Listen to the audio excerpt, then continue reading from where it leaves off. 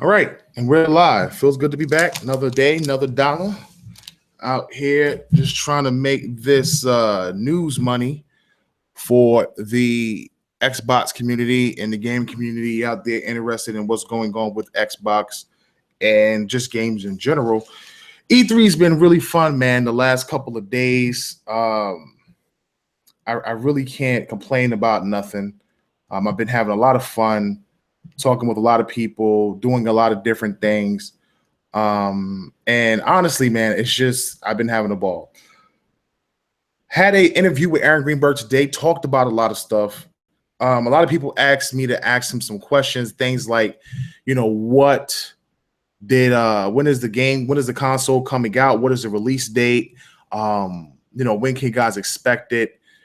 Some other questions had to do with games and just little minor things like that. Don't worry. I those who left questions for me during the interview, I made sure to ask those questions. We are working on a great video of that interview, as well as putting your questions in there, making sure that those things are a part of the interview as well.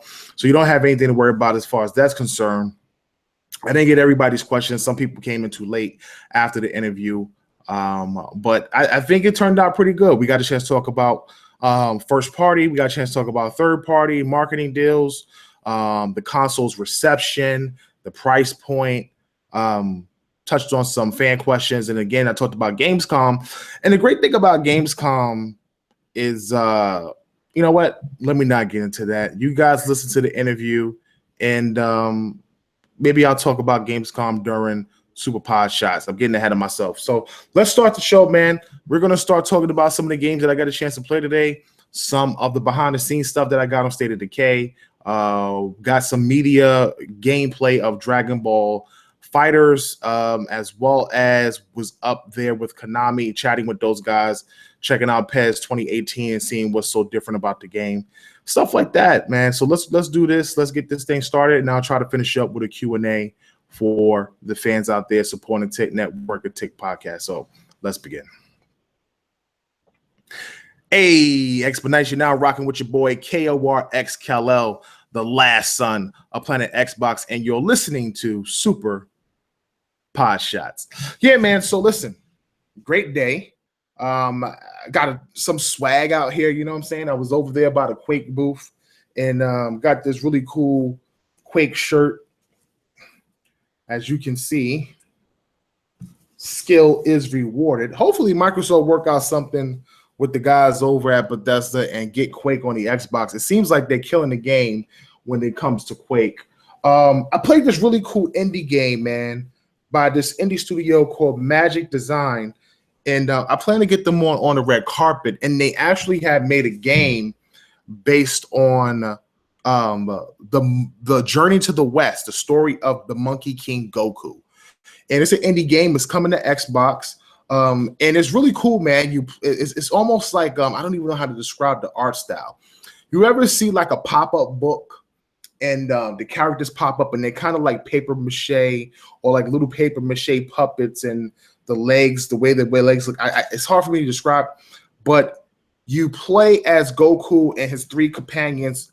And basically, you're playing the Journey to the West. You're trying to collect this scroll. You fight these demons and things like that. And you're Monkey King Goku with the long staff, doing all these abilities and power-ups. And it's really dope, really sick game. Keep an eye out for this game when it comes out. I can't remember the name again off the top of my head.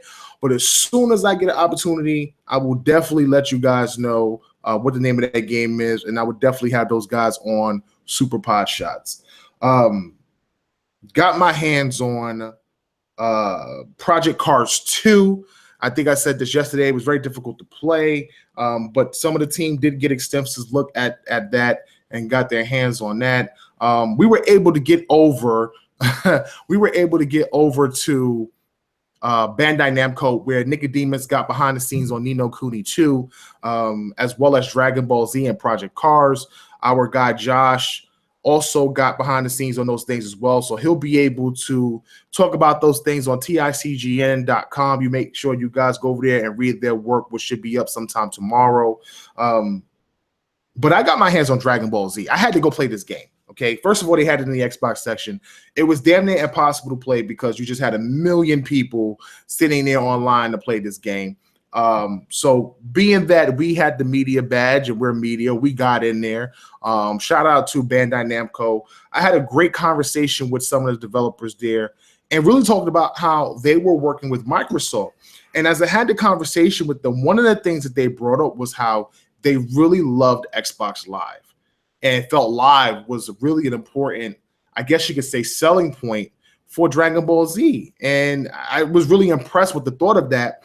Not saying that any other Dragon Ball game would be different because they've had them on there before, but the fact that they brought up Live, not the fact that they brought up Xbox One X or 4K or Power, but Live, Xbox Live as such a key point and a key feature to what they wanted to do with Dragon Ball. And I can see this thing being on Mixer. I can see this thing being in Arena. I can see Bandai Namco and Microsoft working together to really make this game a great tournament fighter alongside Killer Instinct. Now, of course, Dragon Ball Fighters is not a exclusive game at all.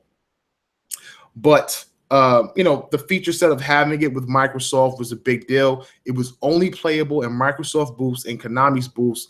And to let you know that Microsoft does have that marketing deal because it's not in the PlayStation section, which, by the way, I would like to say about PlayStation that, Microsoft booth was very, very difficult to, I guess you could say, play games because it was so packed. I mean, if you guys seen the impressions on how people felt about Microsoft conference, it was impressive. Like the more people talk about it, the more impressions this thing's got. Everybody was in there talking about this Xbox conference and all the games that was going on. But what was crazy about that was Sony did something different this year. They tried to schedule times for their games with an app. And as they schedule times for the games with the app, if you weren't on in time to play these games, then what winds up happening is those games are no longer available because those slots are full. So what winds up happening? The people who want to play PlayStation games can no longer play PlayStation games, and you push them away, and they're heading over to the Xbox section playing all of these cool Xbox games. So in a way, Sony wound up hurting themselves because they tried to schedule things around. Thanks, guys. Appreciate it. They tried to schedule things around this, I guess you could say this thing where you come in and try to schedule things so that way things didn't get too hectic because they understand how big and how popular their brand is and the PlayStation is and how many fans there are out there, how big their install base is. And those guys are going to want to come and play the games that they have presented. But they didn't really have anything there. In all actuality, when you actually look at the app, they literally have 4 or 5 games to play, which to me was just mind-boggling. Call of Duty, Destiny 2, Gran Turismo, Battlefront, and Days Gone. Those were and Detroit, 6. And I'm just sitting here like, that's just 6 games, bro. 6 games that you would only schedule to play. Meanwhile, Microsoft is sitting over here with like 50 games. There's like 50 games where they are. Even F1 series was over there, which was just crazy to me. They had this really cool game over there called Strangers Renegade. What is it called? Strangers Renegade? Strangers. It wasn't Brigade? Yeah, Brigade at the end. Strangers Brigade. Gotcha. So they had this really cool game over there called Strangers Brigade, which is made by Rebellion, which is it kind of reminds me of, how they have Sniper Elite, but then you want to mix in like these zombies and these monsters, but you weren't sniping. You're just running around with machine guns and you're just fighting things. The graphics on this thing look really, really good. There you go, Strangers Brigade. Game was just, and I'm sitting here like, this game wasn't on stage. This game wasn't in nothing, special, but it's in the Xbox section and it's playable in the Xbox section. There was so much to play in this section for the first time. I mean, and I've gone to every E3 the last 3 years, and I've been in the Xbox section. I played damn near everything the first day and moved on. And today, I spent the second day literally in the Xbox section again, damn near the whole day. because it just was so much to play and so much to get your hands on. The amount of variety, whether multi-plat, whether first party, whether third party, whether timed, was just huge. It just was a lot. And they really presented themselves in a way that really opened up the possibilities of what Microsoft is going to be presenting over the next, I guess you could say, 8 to 10 months. If you think about the rest of the year and then you think about spring of 2018. So with that being said, man, let's jump into some content. I wound up doing an interview with State of Decay, and I got some notes, man, because it just was so much. It was so much that I really couldn't keep up with everything. And just based on everything that I learned about the game, it's really impressive. It's going to be a day one buy for me. I have to admit, I was really kind of taken aback by how well and how much detail they put into the game.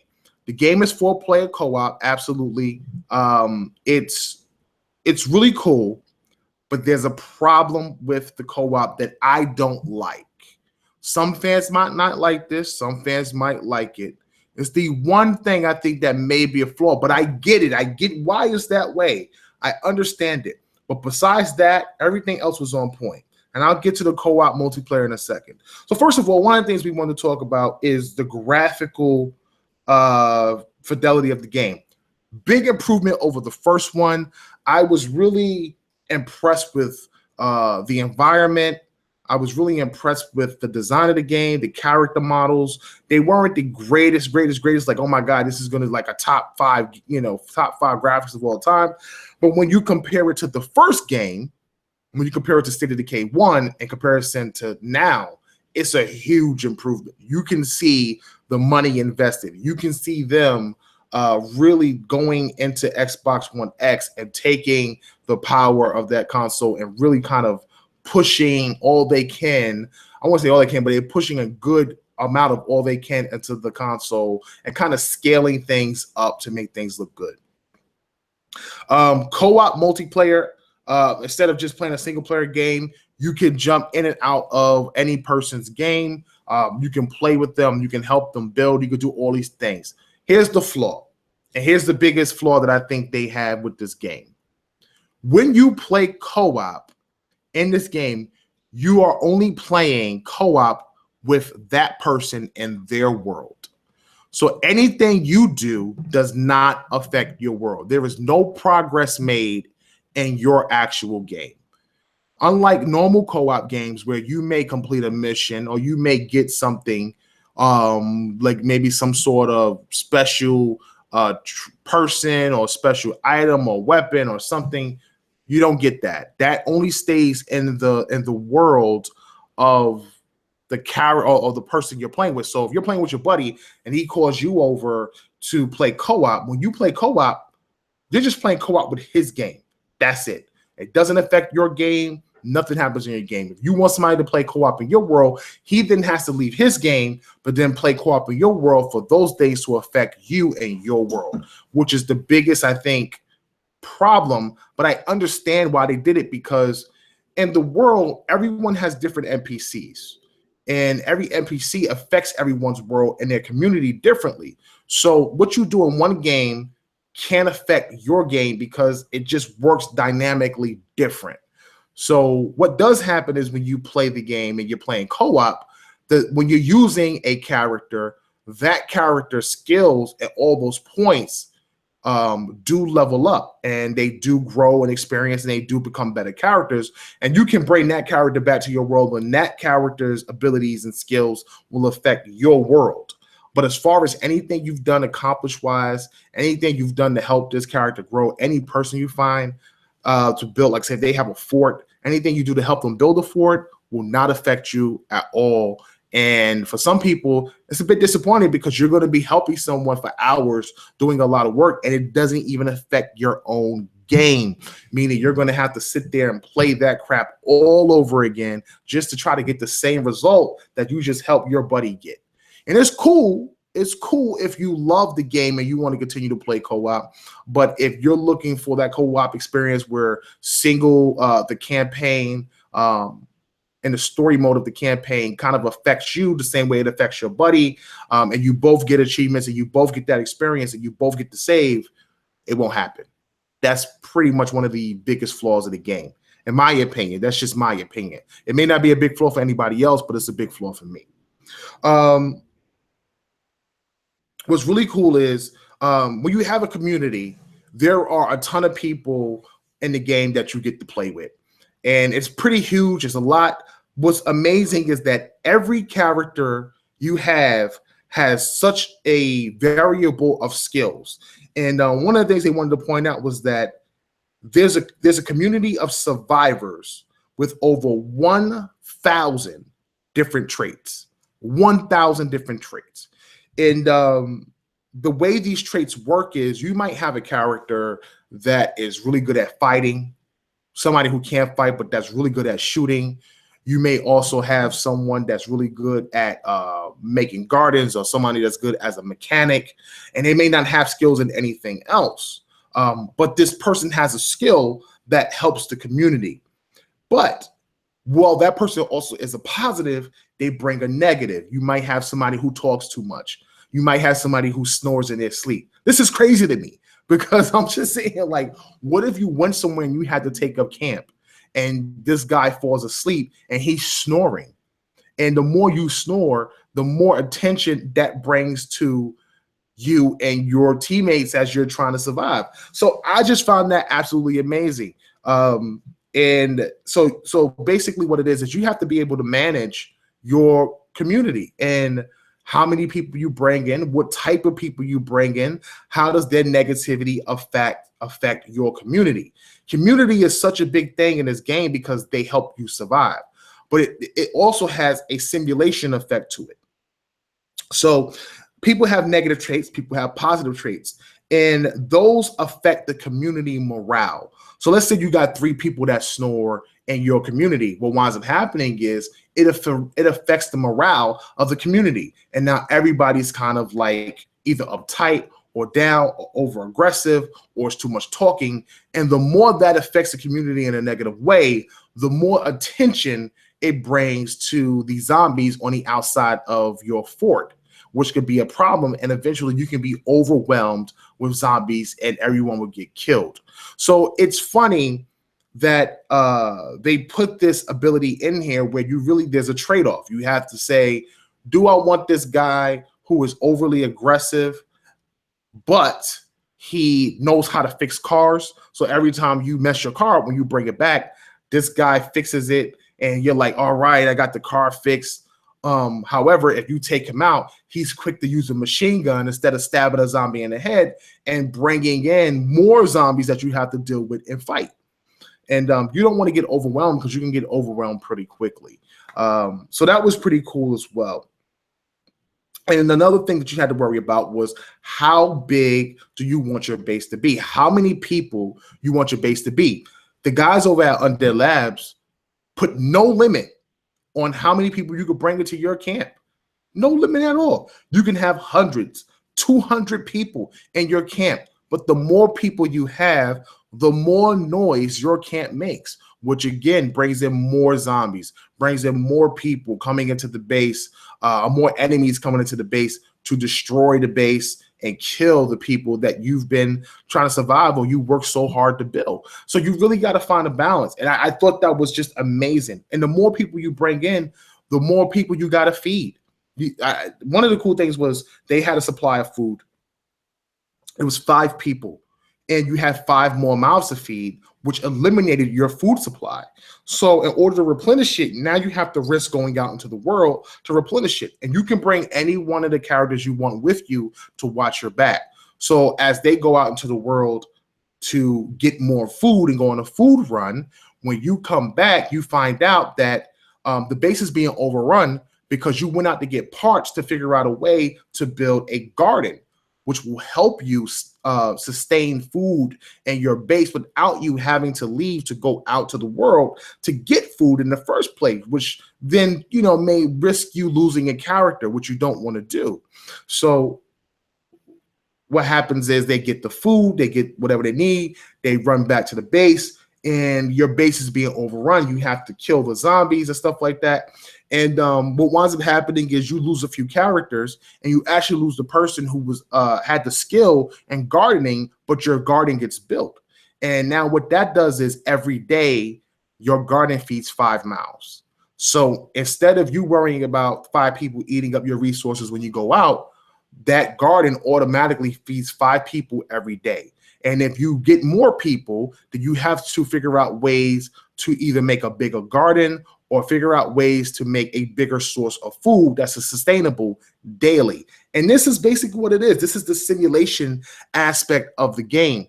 It really makes you think about, who do you pick? You look at their traits, how they affect your base, how do they affect the community, and how many people can you sustain in your base? Do you want it to be quiet? There's strength in numbers, but too many numbers can get you overwhelmed. Just genius. Absolutely genius the way they thought about structuring this game, the complexity of it, the dynamics of it is just really, really cool.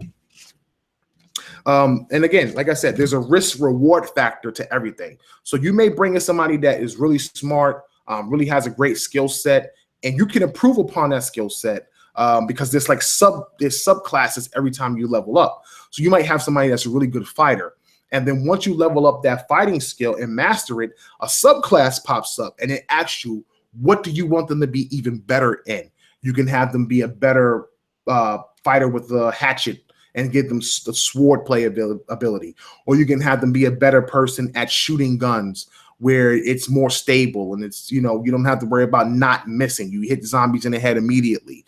And that's really cool because it gives more depth to the characters. And you may fall in love with a character, but you have to keep in mind, you don't just play as one character. You play as a whole community. So it's really important, just about building the best community with the most positive attitude in order to survive. And it really puts you in a position where, what would you do? And this is what they wanted. What would you do if you were in the zombie apocalypse? We all talk about how we would be one of the survivors because of everything that we would do being in a zombie apocalypse. Now you have an opportunity to actually do that with the characters and the crew and the game and build the game how you want. Just an amazing game. There's a building and skill system. You might have different bases everywhere. But there's crafting, so you might have to go out to the world and pick up something like a tool set or seeds or something to help, some sort of part in order to help build the actual base or area you need for your base, so that way you guys can survive even longer. And again, like I said, there's a sub skill system when you level up that you can add things to. And helping people when you play co-op just helps build your character in the game. It doesn't actually, again, doesn't affect your game at all, but it helps you build your characters in the game when you play and stuff like that. You bring characters from your world into someone else's world to help them. But unfortunately, it doesn't help you other than leveling up that character and improving that character skill set. And what's crazy is that if you have NPCs with you when you go on a run and they get damaged, they can be traumatized. They can be stressed out. They can be bleeding. You can heal them. It may take time for them to settle down and get their nerves from being rattled and stuff like that. And it takes time to affect them. But that also affects the morale of the community, letting him walk around and kind of be free after coming out and almost dying and surviving a zombie attack. Has the person traumatized, can traumatize other people in your camp. It can have a terrible effect. So it's really cool the way they thought about these things and how you may have to give this person a shot to get them to calm down, to give this person medicine to heal them from bleeding or whatever it is. You have to choose wisely in the things you do. And again, at the end of the day, on Xbox One X, it allows the game to scale even better. Graphically scale improvement, the world scales improvement. So the draw distance just looks amazing. The lighting is amazing. The trees look realistic. The world just looks slightly much better than the original. And the maps are also bigger than State of Decay 1.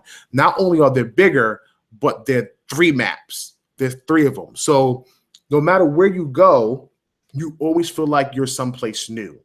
Instead of just sitting on one map, when you leave one map, you leave and go to a completely new environment, a completely new area with completely new difficulties, which really gives you a sense of something fresh and new within the game. And I have to say, man, I'm really impressed with it, and it looks like it's going to be a day one buy for me. Now, listen, State of Decay, it's a zombie game. You know, I don't play horror games. I don't really look at State of Decay as a horror game. It's more a survival game, and I love survival games. So that doesn't really look like it's something that I have to be concerned about or scared about. But I just found it extremely funny and really interested and really entertained by what the guys did over at Undead Labs. And I recommend this game as a day one buy. If you're going to pick up any zombie game, that is the game to get. If you want a true Walking Dead effect type game, that's the game to get.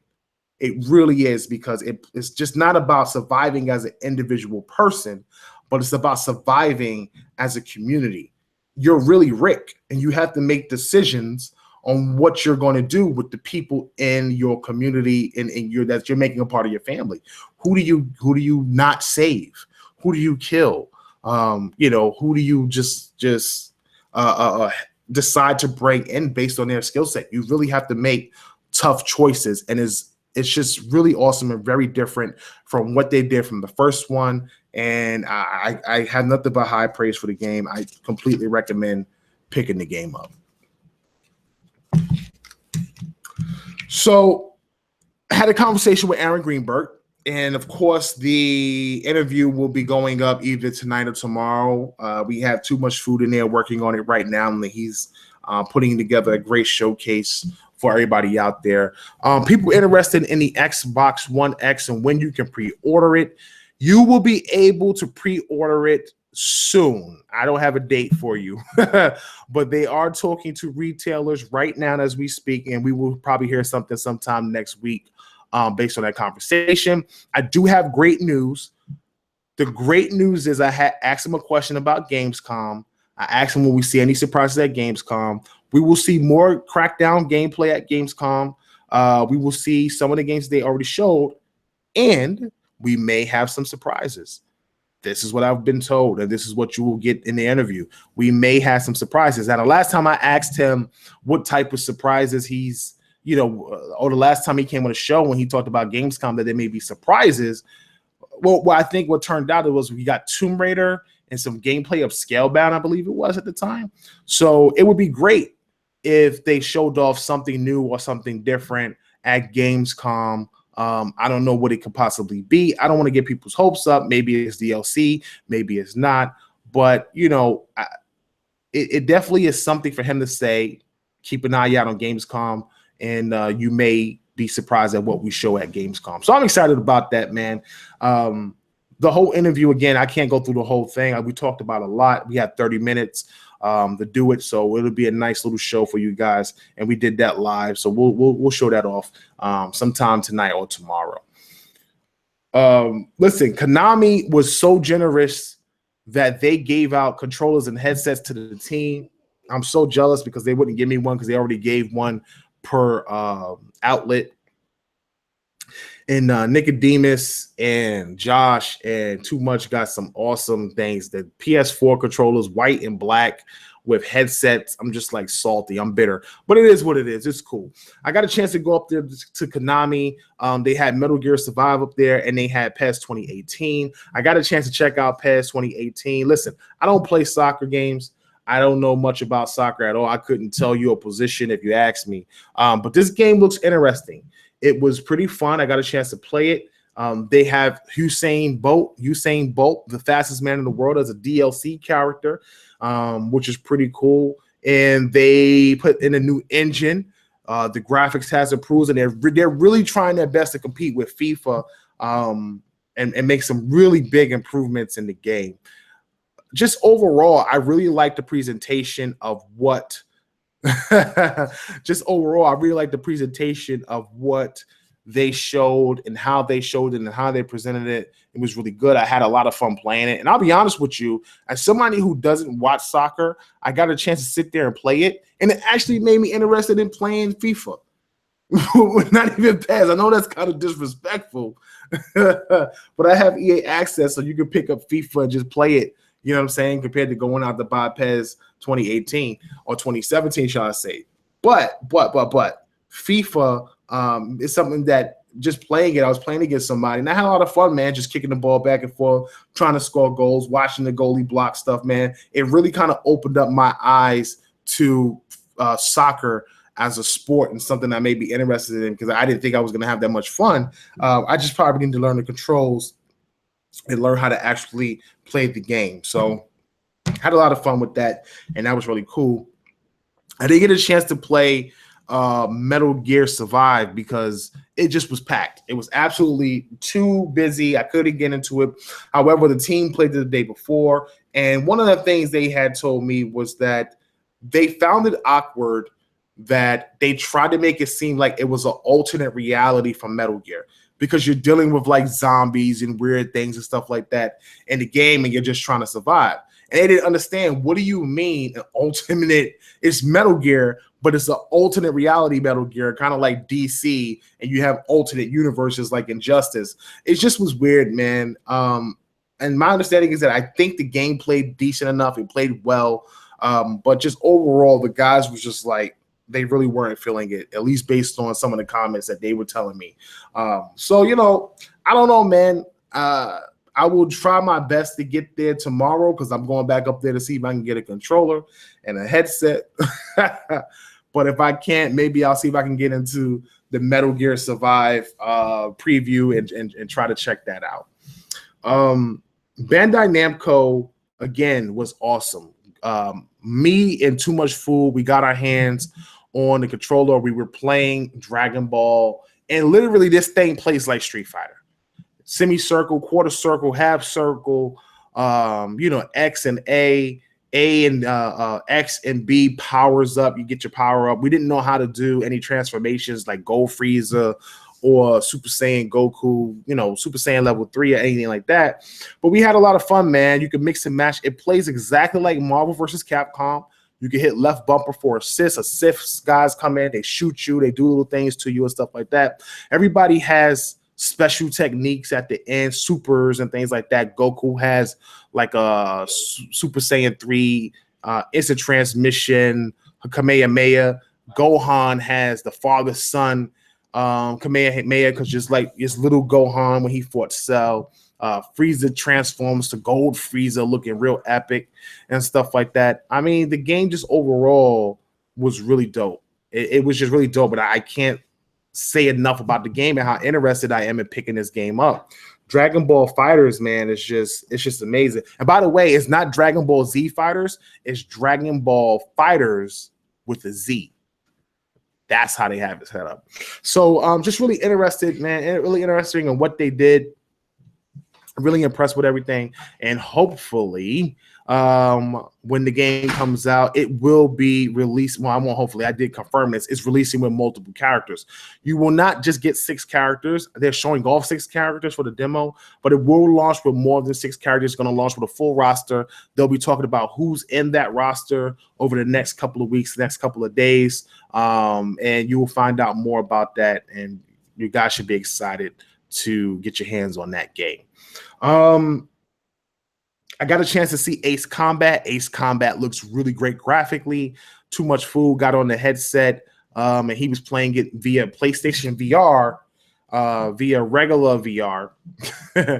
And what we find out is that PlayStation VR wasn't what it was cracked up to be when it comes to the Ace Combat. He felt that, you know, it really didn't show off anything really good. He felt that the image quality wasn't up to snuff. So I watched it, at least on screen. It looked really good. It looked like Ace Combat, how any other Ace Combat looked, but graphically it was impressive. Things looked slightly realistic in a way, at least from afar, before you get close and check those things out. So that was really interesting. Nick got a chance to play Ni no Kuni 2. I sat there and I watched the gameplay of that. That game looks really awesome. So if you got a PS4 and you're interested in picking up Ni no Kuni 2, he's going to have an extensive look at the game. He was able to get some capture card footage of the game, and you guys should be impressed with what you see because it's going to be dope. I liked what I saw. It made me interested in picking it up, so I'm excited about that. And I think finally, Project Cars 2. Look, the Project Cars 2 does taking shots at everybody. They was taking shots at Forza, taking shots at Gran Turismo, even taking shots at their own selves. And they're really trying to go hard, man, trying to promote this Project Cars 2 game and how they have the true flight racing sim. And Forza has fake sim and GT has fake sim. This is the guys over there just really trying to prop up their racing game. Look, graphically, the game is super impressive. It's just hella hard to drive, man. It really is hard to drive in that game. And I have to say that if you are a sim person, if you really want a sim game, then I recommend Project Cars. I really do. But it was tough, man. It really was tough. I would recommend Forza, because just looking at Forza, playing Forza, everything we know about Forza is a day one buy for anybody who's into Forza Motorsport 7. But if you're looking for something hardcore, something sim, something that's really going to smash graphically, Project Cars 2. Project Cars 2 is stepping up. It looks really good. So, man, again, throughout the course of the day, play some indies. Got a chance to look at some other games that was there, like Stranger's Brigade. They recently announced that they're going to have Ori in Rivals of Ether. I believe that's what it's called. And he's a playable character, and that game is kind of like Smash Brothers, which is another Smash Bros type game with like these animal creatures in it, which was pretty dope as well. Oh man, just trying to think off the top of my head. The Last Night wasn't there, man. We just can't find this game. It's not there. Ori and the Blind Forest is not there. Metro obviously is not there. Anthem is not there. Obviously these games are in production. These games are in the works, so you're not going to see or get your hands on any of these other titles.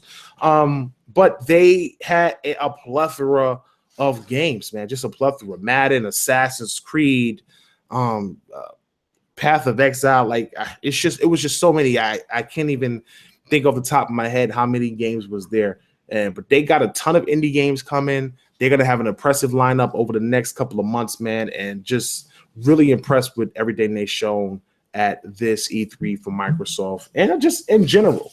Man, I think Call of Duty looks like Call of Duty. I really don't have much else to say about it. It looks like Call of Duty. It plays like Call of Duty. Got a chance to look at the Bethesda area, which was okay. Bethesda area was all right. And I walked around a bit and just, they had some really cool musical options over there. Some group called Super Soul Brothers, who was like a jazz band playing music. I got a chance to talk with the guys over at Lucid Sound, which are making the new headsets with the Dolby Atmos at the end of the year, the LS35X, which is supposed to be coming out for the Xbox One. It's supposed to have 7.1 surround sound with Dolby and Dolby Atmos ready, and also is going to be a true wireless headset with no wires that connects to either the console or the controller. And that's a big deal because with Turtle Beach, I always had some sort of receiver connected to the back of the console. My understanding is that I guess the receiver is connected into the actual headset itself. Had a long conversation with him about my interest in picking up the headset, but it was recommended not to, and I did it. And that led to us possibly getting review copies of headsets over at TICGN. I don't know how that worked out, but man, I'm so glad that it did. I guess I got the gift of tongue because I speed talked my way into convincing him to give us headsets for review. So we will definitely be reaching out to the people over at Lucid Sound and trying to get review copies of their headsets so we can review them and let you know whether or not you guys should be picking up this new Xbox headset at the end of the year. I bumped into another company called Bloody, which makes a lot of PC equipment. If you haven't seen this logo before, right here, Bloody, they make amazing keyboards using infrared technology. and like a metal on metal keyboard or something like that. And when you hit the key, it crosses the infrared beam, and the infrared beam sends a signal, and that signal goes to the computer, and then it comes back, but it doesn't put wear and tear on the keyboard, and you can put up to 1 million strokes and at 0.2 milliseconds. It's the fastest keyboard on the market with the fastest reaction time. So I was really impressed with that. They showed off their mouse, but what really impressed me was their headset. They had a headset that I put on, and man, this thing was like nothing I've never heard before. And it was only $99. And my understanding is that it does connect to both the PlayStation and the Xbox via the jack. I don't know about surround sound. My understanding is that if you use the Windows surround sound or Dolby surround sound, it will work. I don't know what the quality will be like, but if it's based on anything that I listened to when I was there, it's going to be better than anything you've ever heard in your life. I'm telling you right now. I've never heard a headset with that type of sound quality. I listened to some music, and it literally felt like I was in the studio. And if you've ever been into music, rapping, singing, anything like that, you know what studio sound quality music sounds like. It was completely impressive. And I've never felt that way about any product. I've never felt so sure about a product until I listened to those headphones. So hopefully these guys get into some sort of video game headphone market. If they don't, then there's not much then that can be said. But I got their business cards. I would love to work with them in some sort of advertising fashion, and maybe in a few months you may see Bloody across the screen while we do podcasts. And I highly recommend them. I don't just give my word for anybody. I definitely recommend them.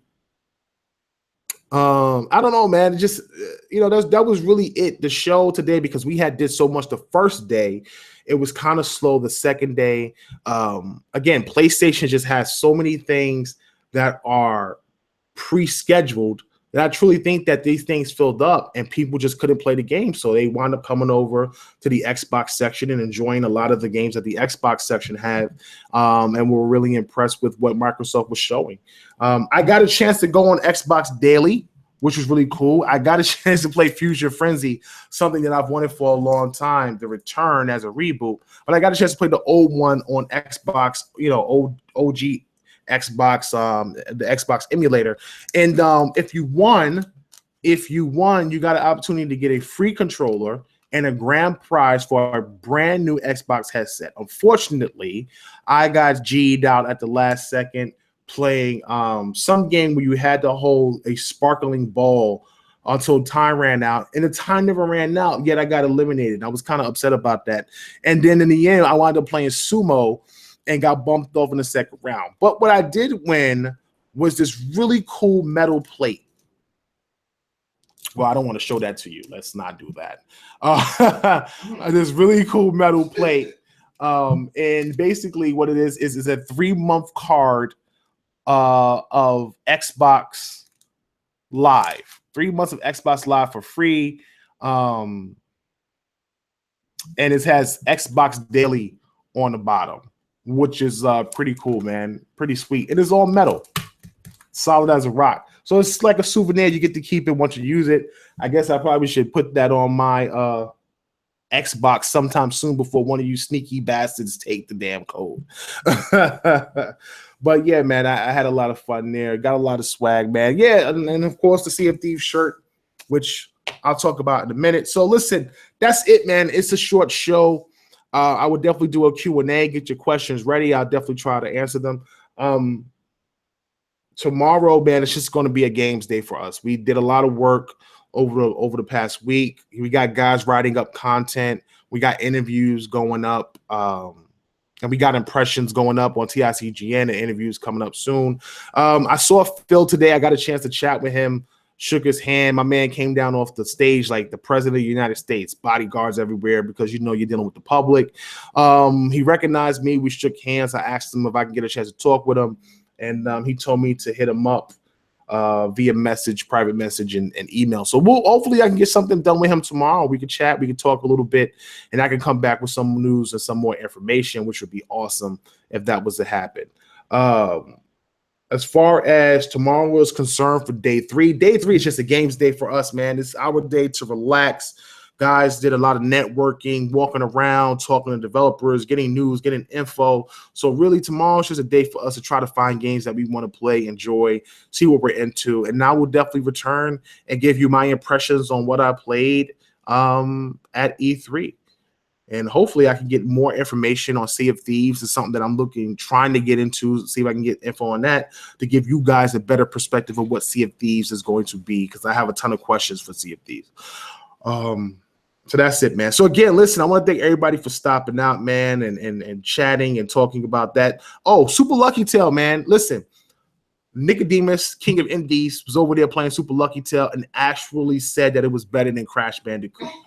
I had to repeat this because this was just unbelievable to hear. And mainly it's not because Crash Bandicoot is a bad game. It's just he just feels that Crash Bandicoot's controls feel outdated. Graphically, it's impressive, but it just feels outdated. They didn't update the controls. So because they didn't update the controls, it feels outdated. Whereas Super Lucky Tail feels really fluid. It felt really it looks good.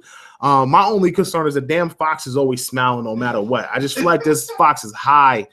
Like this fox is like everything in that game is smiling. The fox is smiling, the enemies are smiling. It's like weird, man. But besides that, man, the gameplay is really fluid. It looks great. It's something that they really need. And as I got a chance to talk with the playful devs about the game, I asked them, when I first saw it, it reminded me of Rare. And he was like, yeah, Microsoft doesn't have any type of games like these, and they really should start getting more on there. And we plan to put more on there. That was huge. That comment to me was big. So not only can we expect more games from Playful, we can expect more games, either Super Lucky Tail sequel, or we can expect more platformers coming from Playful. And that's pretty cool. I don't know if Microsoft bought them, if they have a contract with them, but Super Lucky Tails will be coming to Xbox One console exclusively, and it's really good to see this type of game on the platform. So I'm definitely excited to get my hands on it and play it. Microsoft really killed this year with indies, some really great PC titles, and they still have their exclusives, which all seem really solid and seem to really be unique this time around, and especially in the descriptions and the way they described them when I played them. And don't forget, Ashen is actually retailing for $59.99. This game is not even an indie no more. It's official. This game is basically like an AAA title. I wouldn't say a AAA. Graphically, it's not there. Player model wise, it's not there. But gameplay wise, and I think story wise, and I think depth wise as an RPG, it's all there. Everything is there, and it looks good. It looks special. This game it's going to be surprising because when you see it, it doesn't look like it's worth $59.99, but everything in the game makes it worth $59.99, and it's going to be a special game. So definitely looking forward to that. So again, man, I'll be back tomorrow with the team. Hopefully we can get a Tick podcast up to talk about our final day. And, next week we'll return to our regular network schedule with Multiverse Podcast, 2XP, Trophy Life, and of course, Tick Podcast. So I'm going to go ahead and end the show for our MP3 crowd. I want to thank everybody for stopping out as always, and get your questions ready, and I'll do my best to answer them. So I'm your host, KLWarXKL, the last on the planet Xbox, and I'm off this planet. You guys have a great night. Peace. All right. Hey, guys, listen, man, I want to thank you guys for the shout out on the shirt. I had to reach out to the Rare team and be like, listen, man, I need one of these shirts because they're all walking around with these ill gold pirate shirts on.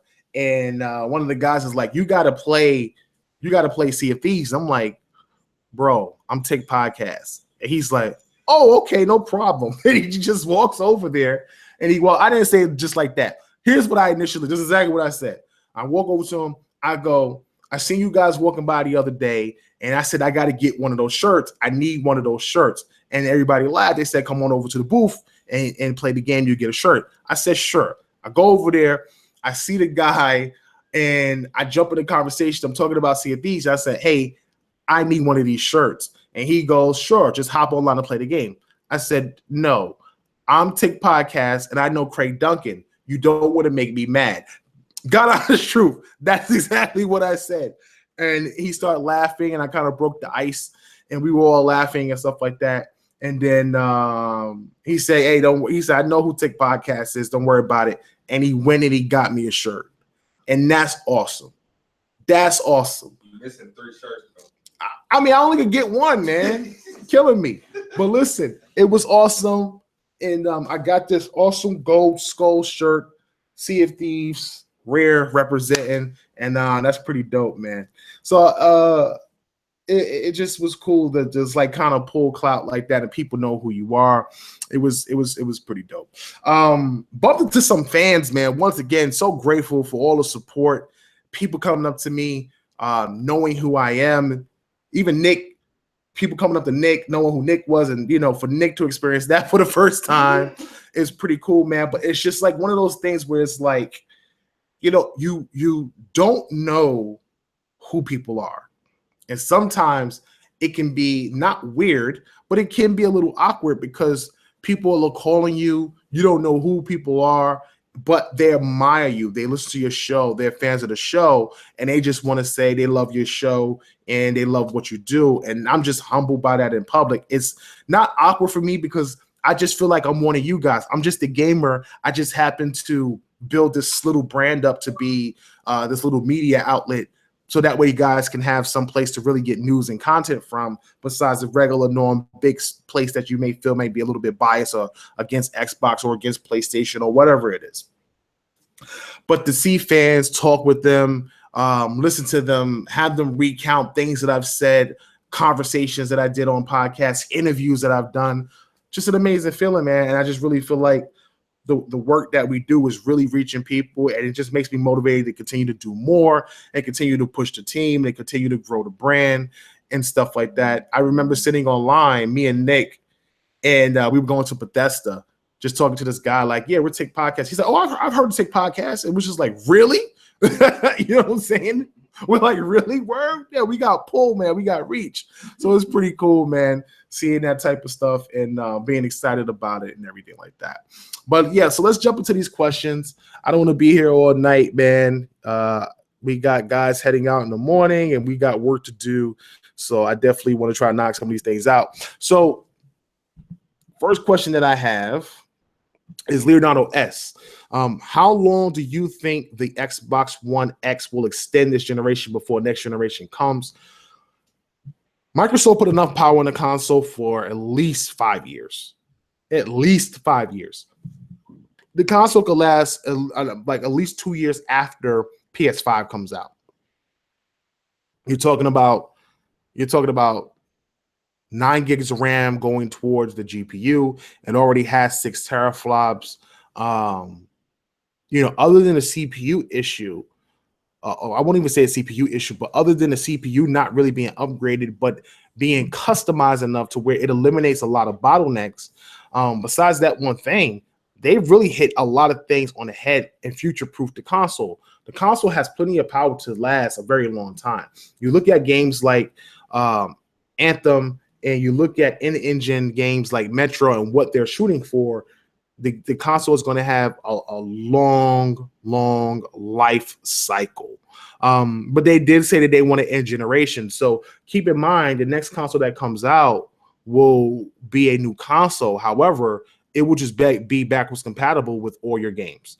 And that's just what they're trying to shoot for. OG Xbox, Xbox 360, and then eventually Xbox One. And that's 3 libraries of games you get to bring with you. By the time 2-3 years get in, you'll have already over 1,000 games if you combine everything you had from Xbox 360 and the Xbox One. And that's incentive. That gives people incentive to want to buy digital games on that platform or buy physical games and hold on to them. And I think that's a big deal. So hopefully Microsoft got these plans laid out and these things work in the future properly, because I think at some point you're going to have hardware that just far exceeds, and I know it sounds weird, I wouldn't say far exceeds, but it just will eventually fade out. I think at some point you're going to have to change the architecture of the console in order to keep up with new tech.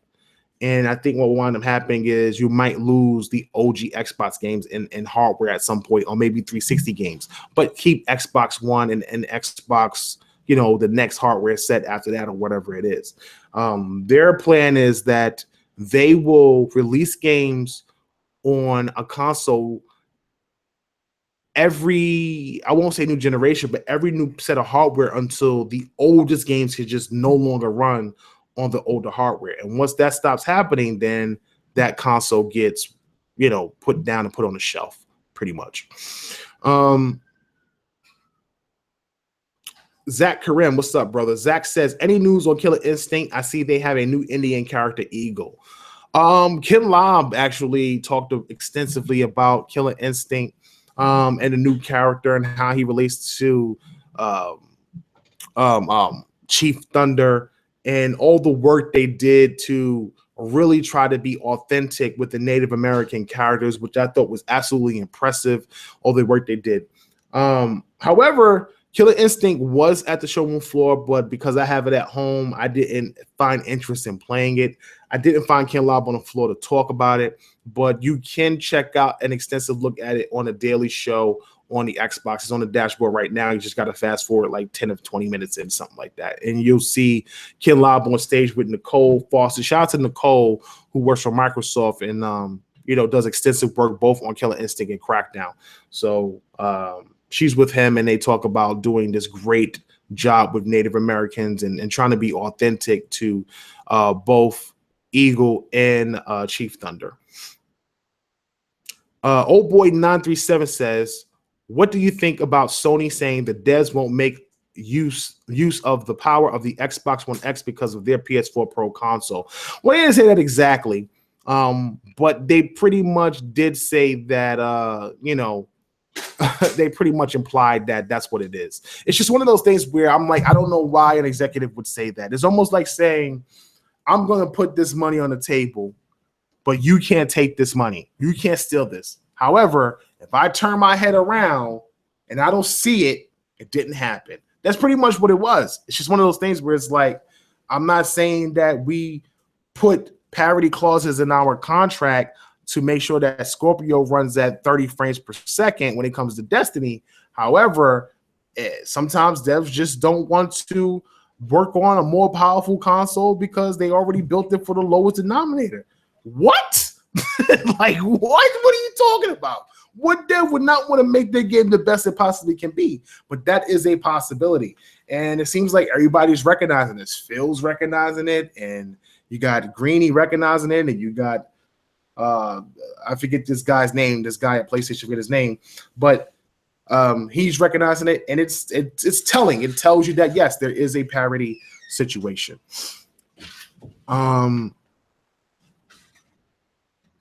Mr. Derek Hughes says, any idea on pre-order date for Xbox One X? I do not have an pre-order date for that. I don't know. However, we do have an interview with Aaron Greenberg going up probably tomorrow, and you'll be able to get information on that. Jose Enrique asks, have you heard any rumors on what projects Microsoft might be working on? My understanding, there is a Capcom project that they're supposed to be working on with Capcom. That's an exclusive. It is some sort of game. Somebody said it yesterday when we did the show. It was like Aegis, Knights of Aegis or something like that. I'm not sure exactly what that is. One person told me it was a werewolf game. Somebody told me it's something else. I don't know. But I'm hearing that they're working with Capcom, and I'm also hearing that they may have something at Gamescom to do with Ubisoft. Ubisoft seems to be working with a lot of people. Hey, that Beyond Good and Evil 2. I'm gonna try to find that guy tomorrow because I heard this game is gonna be the game of the decade. This is supposed to be some big action RPG, man, with some crazy stuff going on in it. So I definitely want to get news on that, and I will try to report on that for you guys tomorrow. Double M70 says they show Fusion Frenzy on BC. Yeah, Fusion Frenzy is one of the first games that they actually are putting out there. And I got a chance to play that, so Plays just like regular Fusion Frenzy. Looks better though, which is pretty cool. De Niro Primero, what's up, brother? He says, I know it ain't a big deal to most, but them new Xbox avatars look kind of clean or animated Pixar like. Yeah, I didn't get a chance to check out the dashboard yet to see anything or update the Xbox yet, but I did hear good things about the new avatars. I guess that's it. I don't really see a lot of questions out there today. Hopefully I was able to answer a lot of things. Mr. Derek Hughes says, do you think there will ever be another Fusion Frenzy? I love that game so much. I think if Fusion Frenzy is successful and how many people are playing it and how long they're playing it, I think we could see another Fusion Frenzy. I always think that Microsoft putting some of these older games out to play really is just a test to see if there is a base that they can sell a actual copy to and invest in. Microsoft seems to be, I don't want to say playing it safe, but they are definitely guarding their approach to when it comes to games, and testing the market is something that they have recently been doing a lot of. So I wouldn't be surprised if they continue to test the market with some old games and see the reactions and stuff like that. But they did talk about backwards compatibility. And in my interview with Greenberg, he talked about it, and he said that they see the numbers jump, and they know that backwards compatibility does have an impact on Xbox gamers in the Xbox community. T Star says there is a game by the name of Identity. Do you have any info on that? Identity. I feel like I've seen that around. Oh my gosh. I feel like I've seen it in the Xbox area or on some sort of trailer. I will definitely ask around for the game. I can't recall, honestly, 100%. I can't recall. Arthur Hughes, what's up, brother? Arthur Hughes asks, I was right about Project Dylan. You absolutely were right, brother. You were right about Project Dylan. Hat goes off to you, sir, because Project Dylan, aka Anthem, is my game of the show. And it wasn't even at E3. It's not even there. And it's my game of show. I'm just super impressed with the game. And I'm excited for it. So I can't wait to get my hands on this game in 2018 and whatever else Microsoft has coming out. 2018 is about to be Microsoft's year. It's going to be a big year. Zach Karim, my brother, he says, on the Lucky Tales game that was a VR game for PC, will that be Xbox first VR game? My understanding is that it's just going to come as a standalone platformer. I found out today that Xbox One X is compatible with VR, but Microsoft has no plans to talk about VR right now. Clearly, they're working on a mixed reality headset with both VR and mixed and AR. So that's probably one of the reasons why they said they're not talking about VR. But right now, Lucky Tales will release as a platformer experience, single player experience on Xbox this fall, which is awesome. All right. So look, man, I think that's it for the show. I'm not getting a flood of questions as usual tonight. It's definitely late. I'm a bit tired myself. Had a long day, been up since early this morning, like 7 a.m. It's just been busting my butt for both the community and the team. So I will return tomorrow with the team. We will get a chance to talk about day 3 over at E3. If you have any questions, go ahead and leave them for me on the Twitter feed at TIC_podcast, TIC_podcast. And I'll do my best to get any news or information, man. If there's any games you want me to play, anything you want me to Periscope, just leave me a message and I'll do my best to respond and get that up so you guys can see it. So that's it, man. I'll be returning tomorrow again. And the regular network shows will return next week and you'll get all that stuff. So listen, I want to thank everybody for stopping out. Greatly appreciate the support. I'm your host, Karol SKLL, the last on the planet Xbox, and I'm off this planet. You guys have a great night, man. Peace.